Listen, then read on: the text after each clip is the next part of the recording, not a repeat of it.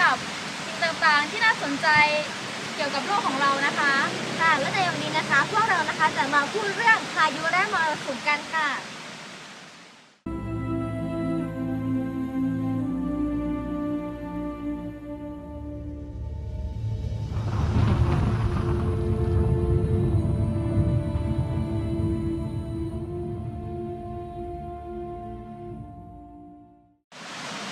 มาเริ่มกันที่มรสุมนะคะ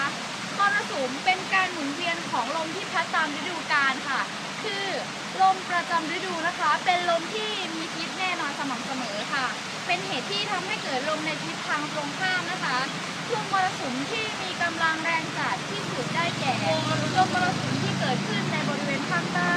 และภาคตะวันออกเฉียงใต้ของทวีปเอเชียค่ะและในเรื่องของพายุนะคะแบ่งเป็นประเภทใหญ่ๆได้3ประเภทด้วยกันนะคะคือ 1. พายุฝนฟ้าคะนองเกิดจากหย่อมความกดอากาศต่ำร่องความกดอากาศต่ำอาจไม่มีทิศทางที่แน่นอนสภาพอากาศแวดล้อมต่างๆของการเกิดฝนเหมาะสมก็จะเกิดฝนตกและมีลมพัดนะคะ 2. พายุหมุนเขตร้อนต่างๆเช่นเฮอริเคนใต้ฝุ่นและไซโคลน 3. พายุทอร์นาโดสวัสดีครับและนี่คือช่วงคลิปดีมีสาระครับวันนี้เราจะพาทุกท่านไปพบกับคลิปพายุทอร์นาโดกันเลยครับ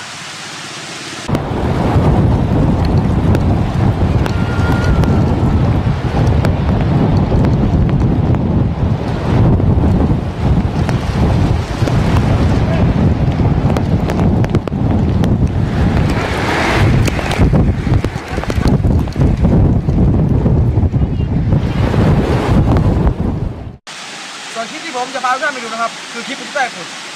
ไปชมกันเลยครับ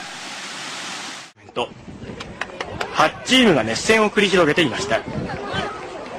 ところが正午過ぎ、突然竜巻が発生して試合が行われていた選手たちの方に向かってきました。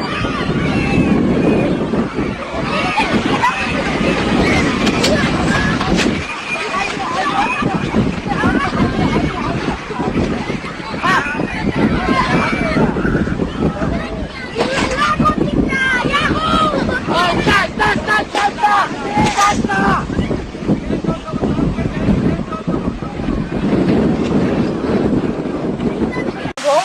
คลิปสุดท้ายพายุเฮอริเคนย่อยการเซลล์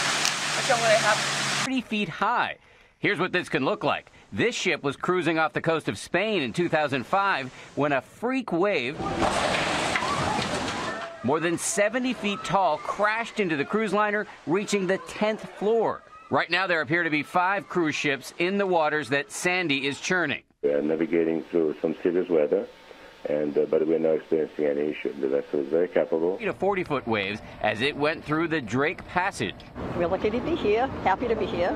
We go home with a great story. ค่ะนี่ก็คือสิ่งดีๆที่เรานำมาฝากกันในวันนี้นะคะก้อยค่ะสำหรับวันนี้ลาไปก่อนค่ะสวัสดีค่ะ